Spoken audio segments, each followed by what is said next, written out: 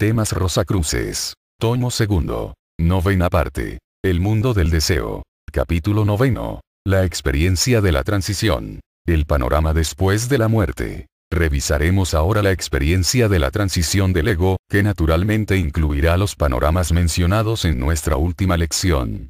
Allí hicimos una lista de los mismos para mayor claridad, por lo que ahora los consideraremos en su relación con la experiencia total del mundo del deseo. La transición del ego de un plano de conciencia y experiencia a otro, sigue un sendero o ciclo claramente definido.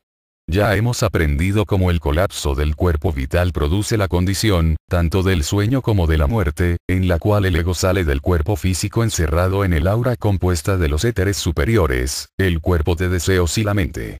La diferencia entre el sueño y la muerte es que en el primero, el cordón de plata que une al ego con su cuerpo todavía está intacto, mientras que en la segunda ha roto el átomo simiente del corazón, aunque permanece todavía adherido.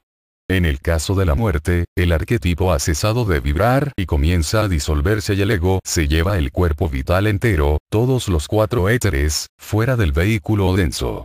Sin embargo, la muerte no es total hasta que el cordón de plata mismo no se rompa por el medio, en la juntura que, durante la existencia física está localizado en el plexo solar, pero que durante la muerte y el sueño es visto en el espacio entre el cuerpo inconsciente y el aura en forma de globo que flota a pocos pies por encima del mismo, debiendo añadir que una semejanza del hombre es visible dentro del globo áurico mencionado. El tiempo durante el cual el ego revisa los acontecimientos de su recién terminada vida, varía entre pocas horas y 3 días y medio, mientras flota en el globo áurico por encima del cuerpo, unido por el cordón plateado. En el sueño, también el ego flota sobre su cuerpo inconsciente. Tiene lugar el proceso restaurador, después del cual queda libre para ir donde quiera. Estas son las condiciones normales entre el sueño y la muerte. Pero también existen sus excepciones. Después del intervalo de retrospección que sigue a la muerte, el ego cae dormido y luego despierta en el mundo del deseo. La duración del tiempo del panorama retrospectivo está determinado por el lapso que el ego pueda normalmente soportar. El cordón de plata se rompe entonces por la mitad, en el punto en se unen los 6, es una especie de rizo, mientras el ego, revestido de sus vehículos, los dos éteres superiores, el cuerpo de deseo y la mente, se aleja. Los éteres inferiores permanecen cerca del cadáver mientras éste se desintegra, ya sea lentamente si es enterrado o rápidamente, por efecto de la cremación. Nótese que el panorama post-mortem no comienza, en todos los casos, inmediatamente después de la muerte.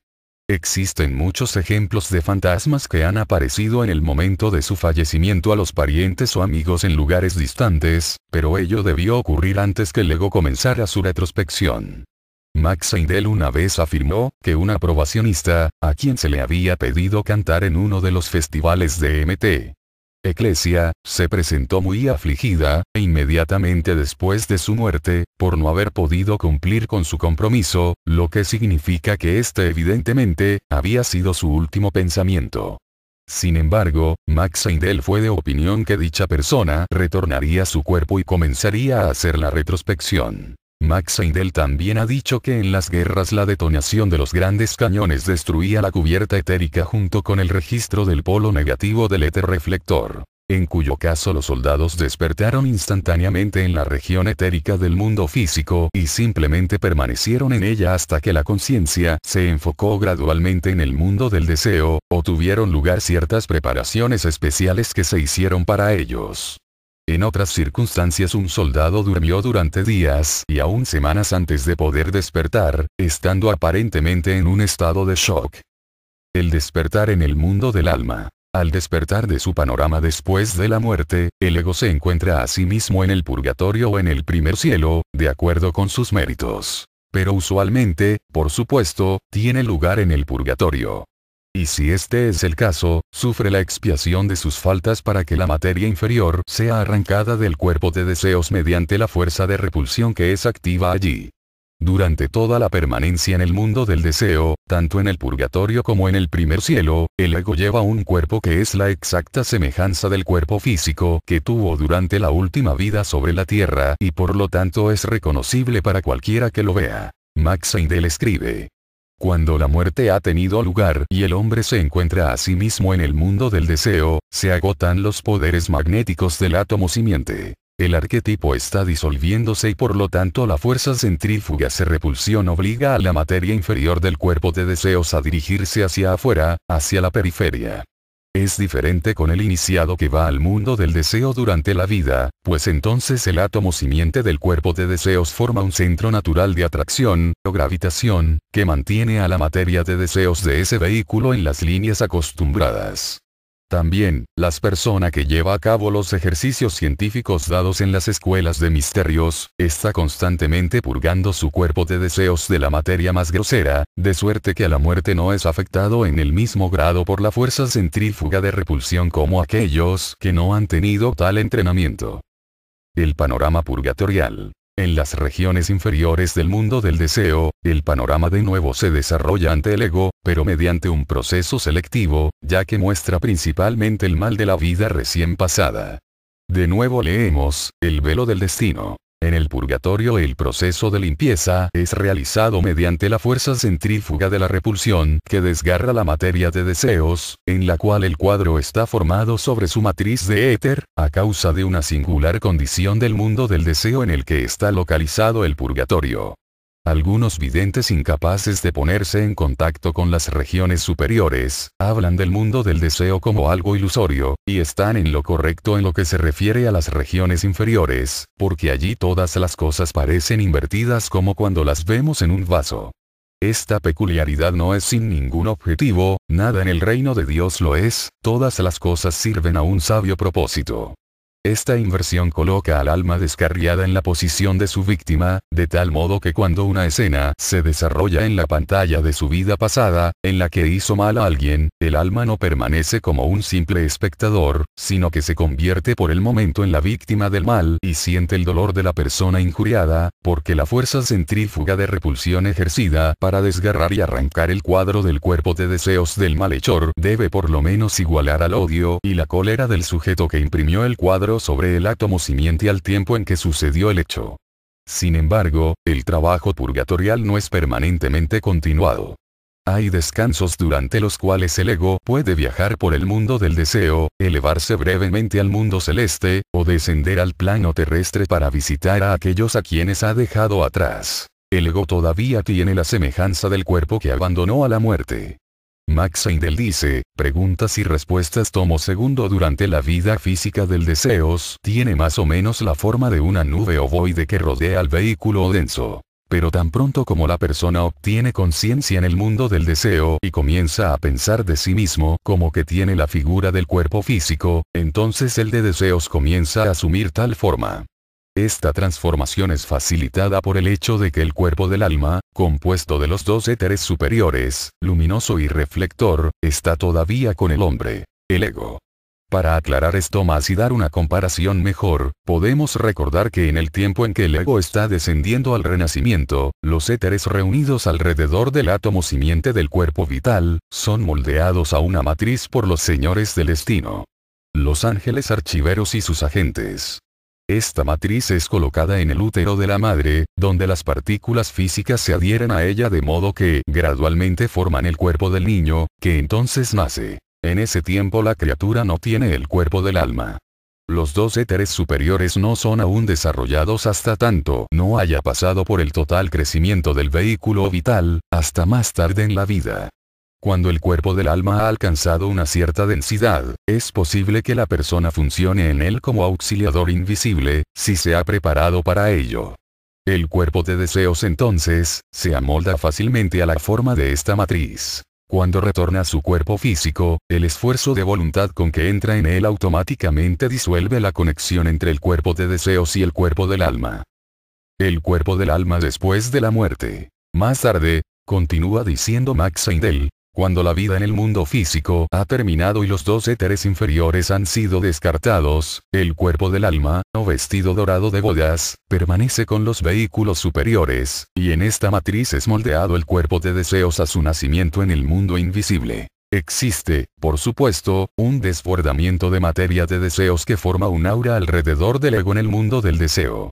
pero el material más denso se concentra dentro de la semejanza del cuerpo que el ego continúa usando en el mundo del deseo, tanto como auxiliar invisible, como después de la muerte. Para explicar nuestro tercer término, cuerpo-alma, tenemos que regresar a la región etérica del mundo físico. Esta región etérica está dividida en 4 partes que son los éteres químico, de vida, lumínico y reflector. Los 2 éteres inferiores contienen átomos etéricos prismáticos y corresponden a los sólidos y líquidos del mundo físico denso. Toda materia física es moldeada de acuerdo con estos átomos, los cuales son estacionarios pero tienen un alto índice de movimiento vibratorio. Los 2 éteres superiores son vehículos de la percepción sensoria y todos tenemos una cantidad mayor o menor de estos éteres de acuerdo con nuestro desarrollo. Son retenidos vida tras vida e inmortalizados como alma intelectual. Cuando Cristo realizó su gran sacrificio sobre el Gólgota, Él quitó el pecado del mundo, no del individuo. Purificó el cuerpo de deseos del planeta, nuestra tierra. El efecto de esta purificación poderosa en el hombre fue que la conexión entre todos los cuerpos densos humanos y los vehículos vitales ha sido aflojada en tal extensión que por medio del entrenamiento pueden ser separados y los 2 éteres superiores, convertidos en cuerpo del alma, usados como vehículo para el cuerpo de deseos y la mente. La iniciación, por consecuencia, está abierta para todos. Cuando realicemos esto podremos entender el sacrificio que el gran espíritu solar ha hecho por nuestro planeta y sus habitantes. Los 2 éteres superiores que están contenidos en el cuerpo alma son la contraparte exacta de los éteres inferiores, que son estacionarios y permanecen con el átomo físico hasta la muerte. Los éteres del cuerpo alma son volátiles y pueden viajar a gran velocidad. La cantidad de estos éteres que poseemos depende de la manera en que hayamos usado el fruto de nuestra experiencia de esta vida y todas las otras vidas pasadas.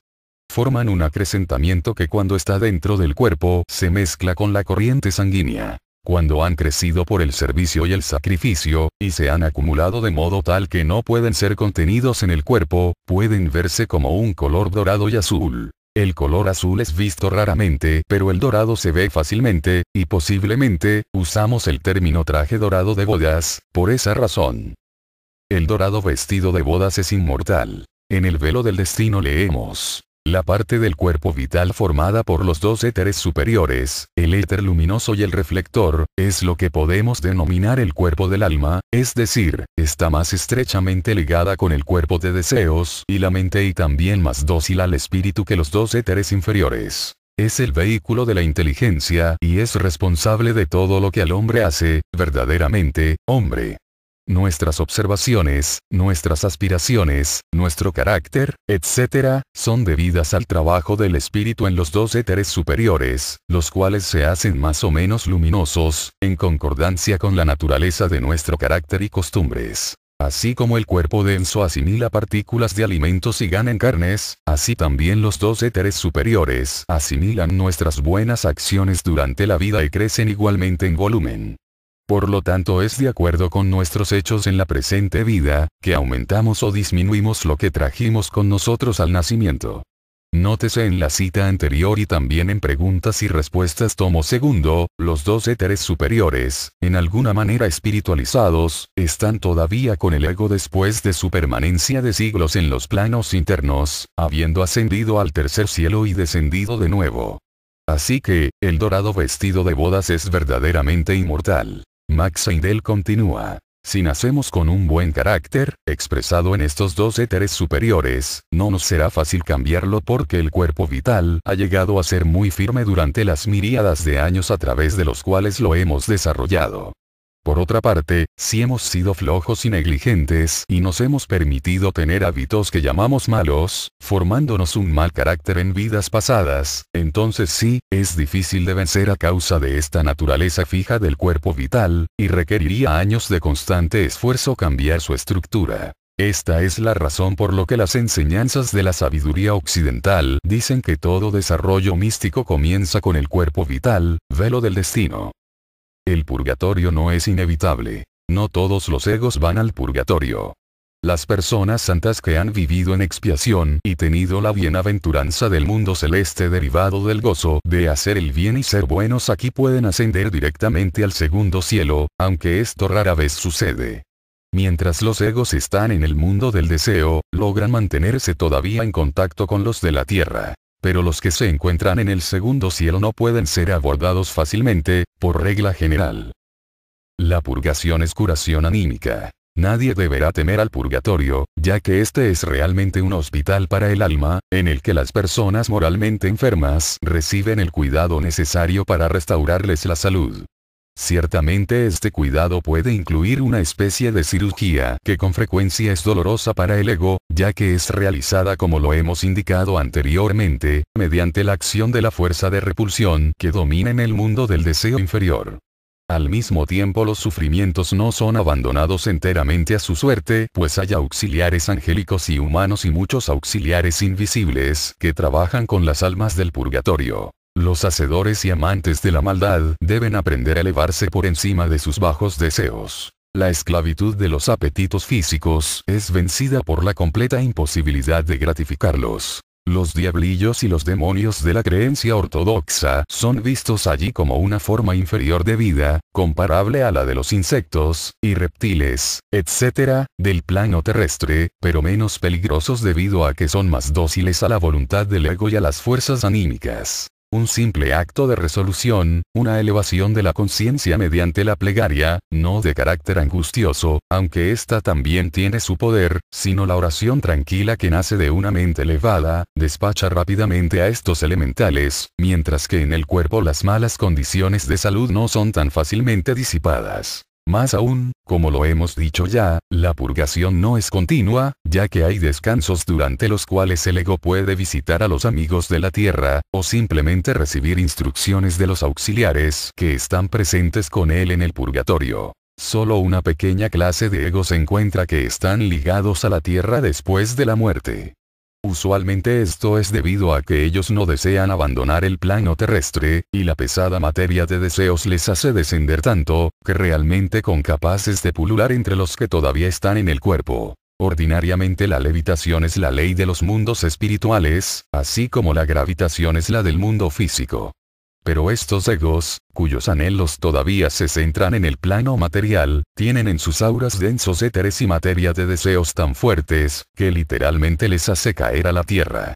Sin embargo, no todos los egos que se adhieran a las escenas del mundo terrenal están ligados al mismo, ya que algunas veces hay espíritus que voluntariamente su propia experiencia del mundo celeste con el fin de servir en la tierra.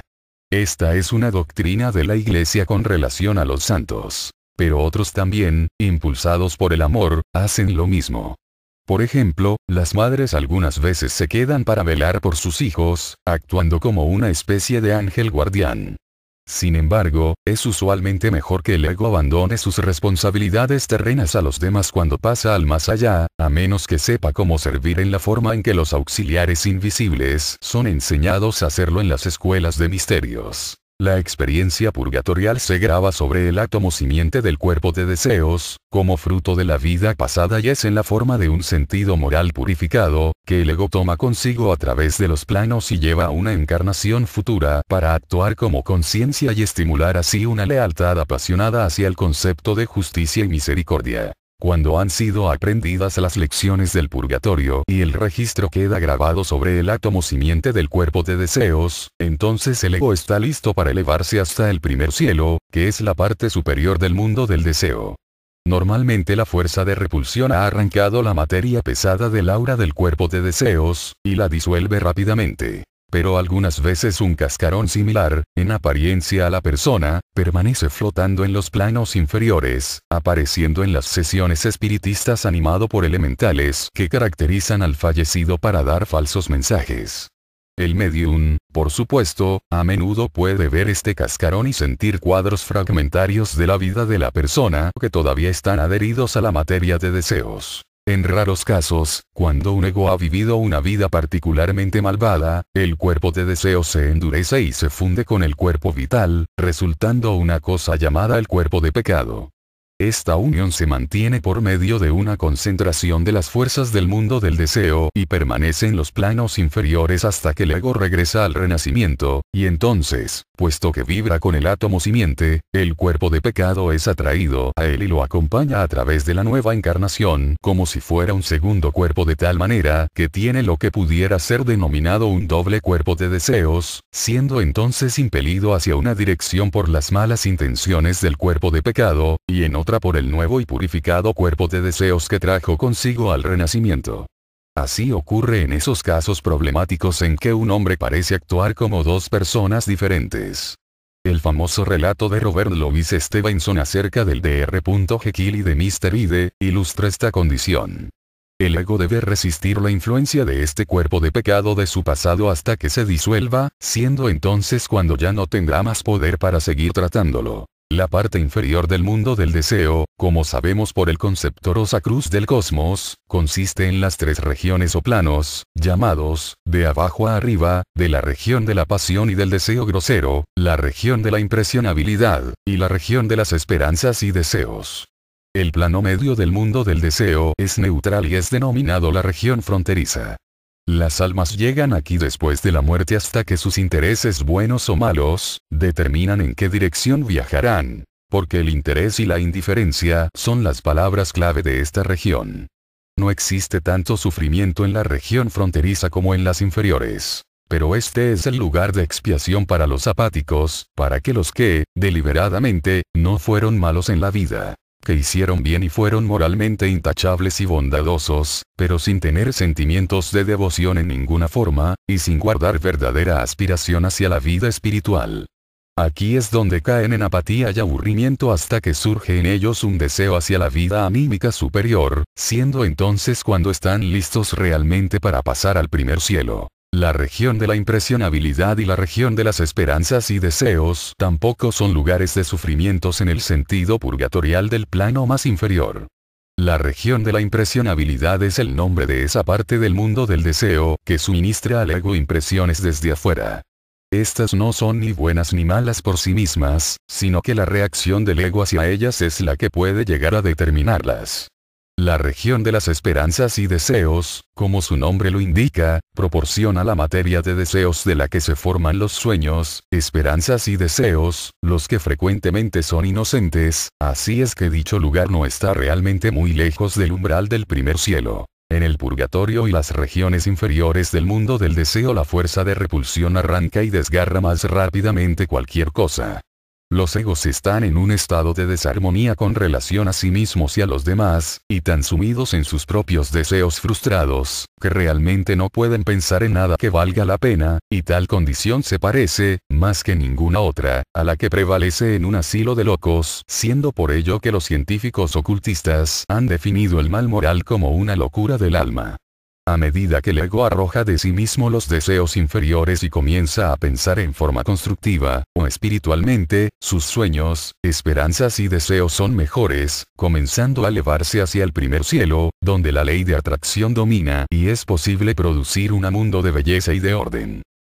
Informaciones incidentales sobre los misterios rosacruces. Después de escribir el concepto Rosacruz del cosmos con la tecnicidad de un libro de texto, Max Heindel escribió los misterios rosacruces como un compendio más generalizado y popular. No reemplaza al cosmos, pero suministra muchas informaciones interesantes e incidentales sobre el material abarcado en la obra de texto.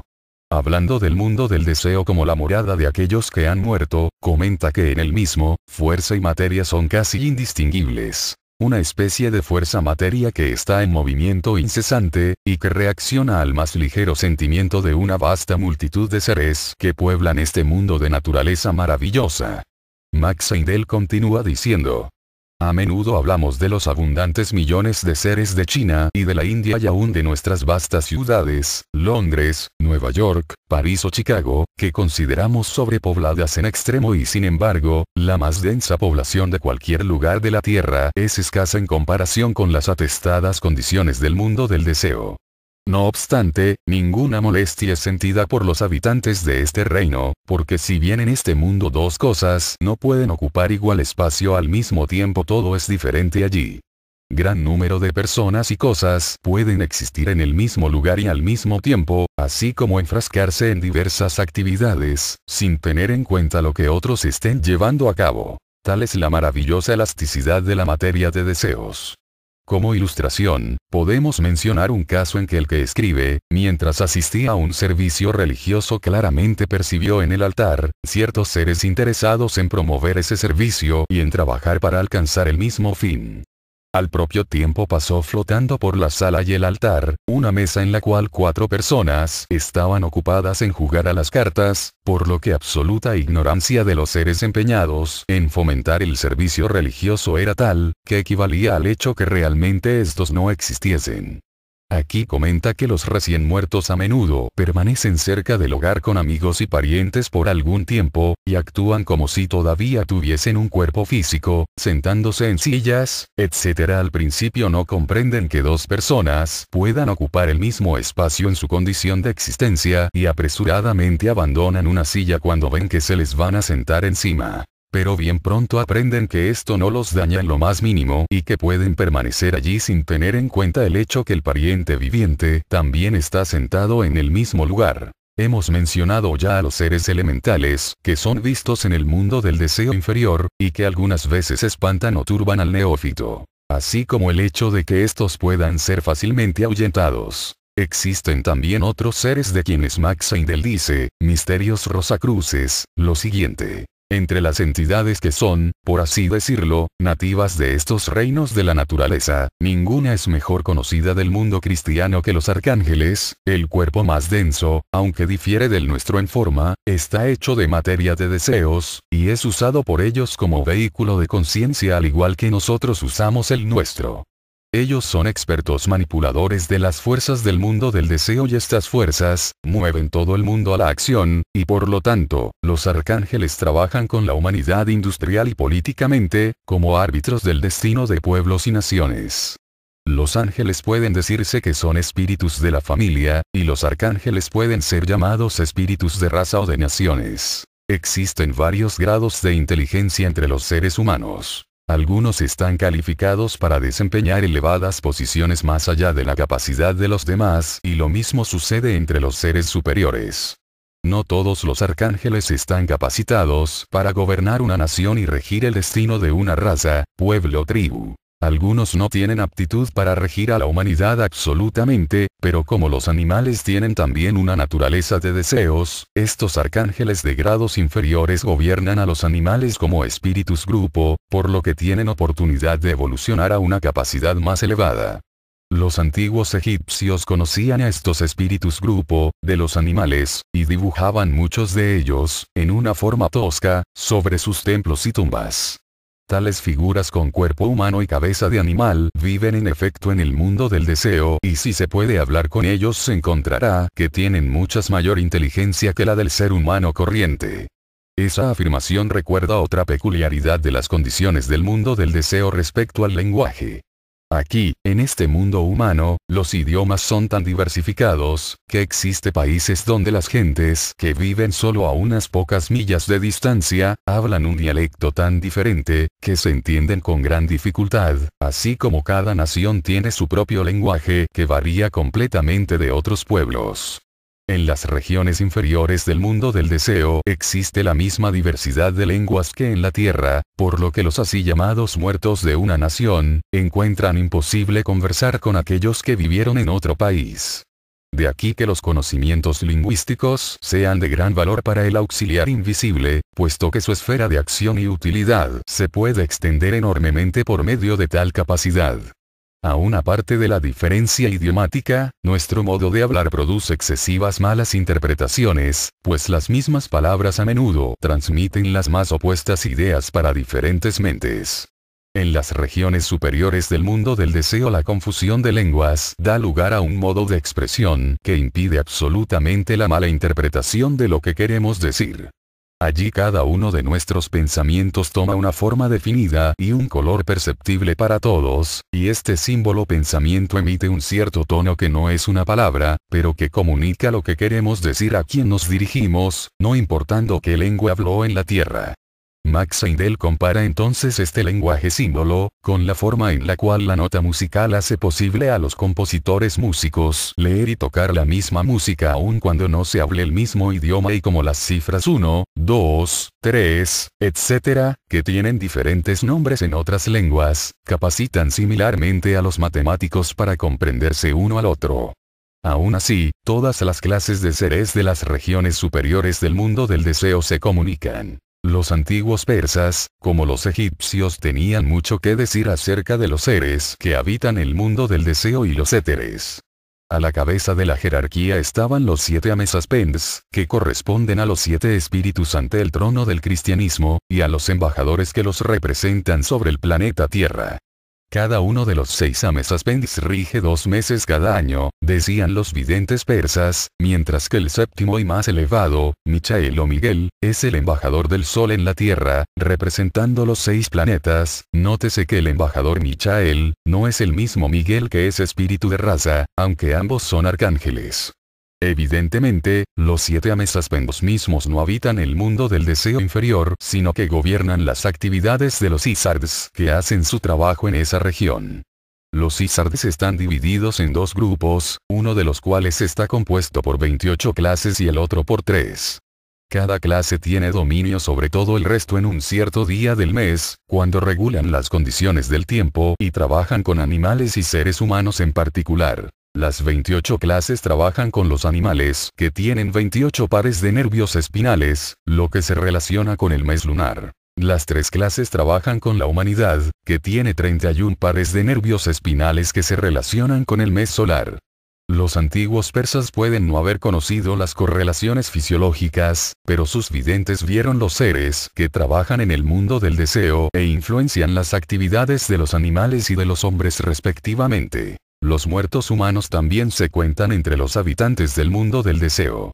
Allí se sienten más vivos que cuando estaban encarnados físicamente, pero tienen especiales problemas que encarar a causa de la movilidad y plasticidad de la materia de deseos. El tiempo virtualmente no existe en el mundo del deseo. Max Heindel relata que él nunca pudo cronometrarse a sí mismo, pero que en varias ocasiones midió el tiempo de otros, cuando estaba en el cuerpo físico y ellos viajando velozmente por el espacio en cierta misión. Distancias tales como de la costa del Pacífico hasta Europa, la entrega de un corto mensaje allí y el retorno al cuerpo, ha sido todo realizado ligeramente en menos de 1 minuto. Por lo tanto, nuestro acerto que aquellos que llamamos muertos están en realidad mucho más vivos que nosotros, está bien fundamentado en los hechos.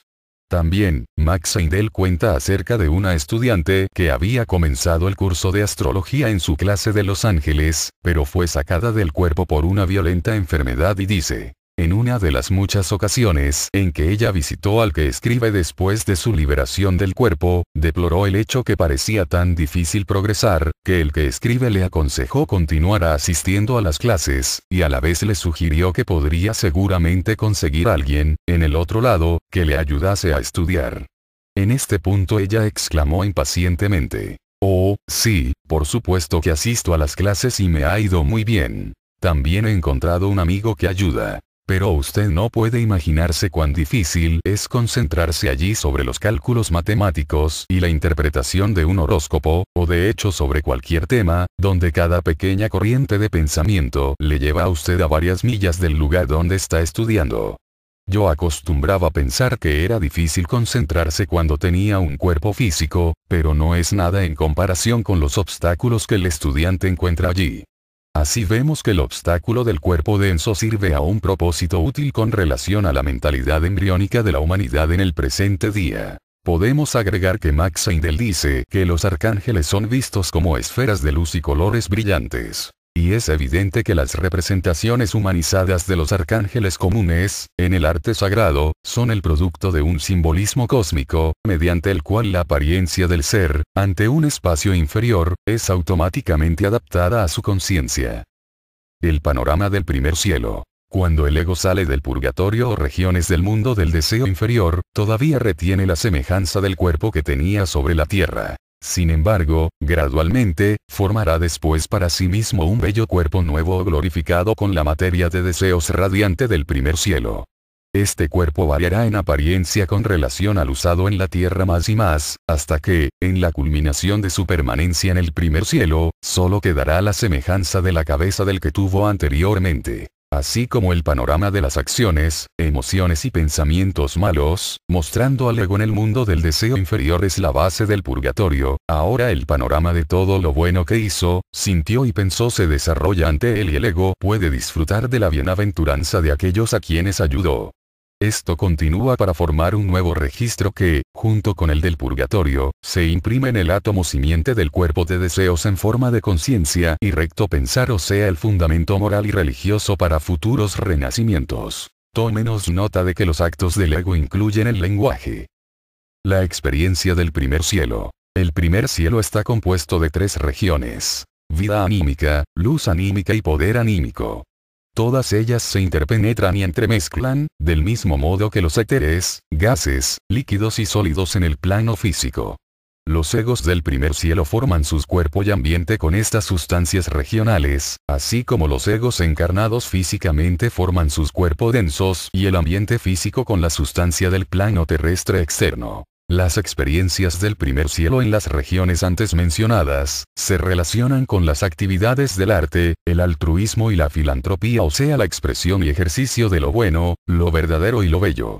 El ego es atraído hacia una sección u otra de acuerdo con sus mayores intereses, o aspiraciones, ya sea el arte, o el altruismo, devoción y afecto inegoísta. Este es un mundo de color y por lo tanto aquí el artista alcanza la cumbre de su carrera espiritual. El arquitecto es igualmente bienaventurado al construir hermosas estructuras, aunque las bellezas matemáticas del segundo y tercer cielos estén todavía por revelarse. Los científicos también pueden proseguir en la búsqueda del conocimiento. Primariamente, sin embargo, este es el mundo del amor, y el amor es el poder que ordena todas las cosas bien y verdaderamente, para los egos que moran en el primer cielo, siendo el arte el medio de expresión del amor. Habiéndose despojado de la pesada materia de deseos que le hacía descender al purgatorio, el ego se siente ahora ligero y sin peso alguno a medida que avanza hacia arriba en el primer cielo.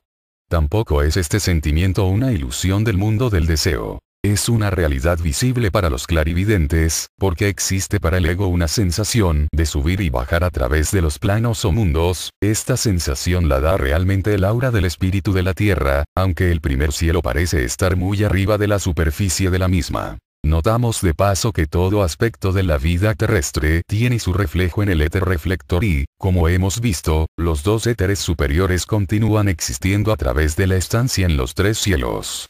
El ego se lleva consigo, aún hasta el tercer cielo, la porción espiritualizada de los éteres luminoso y reflector, que forma el núcleo del cuerpo del alma de la siguiente encarnación, cuando éste sea formado de nuevo. Las réplicas o reproducciones de la vida terrestre que existen en el plano interno no parecen flotar, como regla general, por encima de la tierra, porque son creadas por los pensamientos de los egos que viven sobre la superficie de la misma. Pero algunas veces hay significativas diferencias que indican desenvolvimientos que tendrán lugar en el mundo físico en un futuro cercano. En las ciudades etéricas, astrales, que coexisten con las físicas, las 2 clases de seres humanos, los vivos y los muertos, pueden encontrarse, comunicarse y trabajar juntos.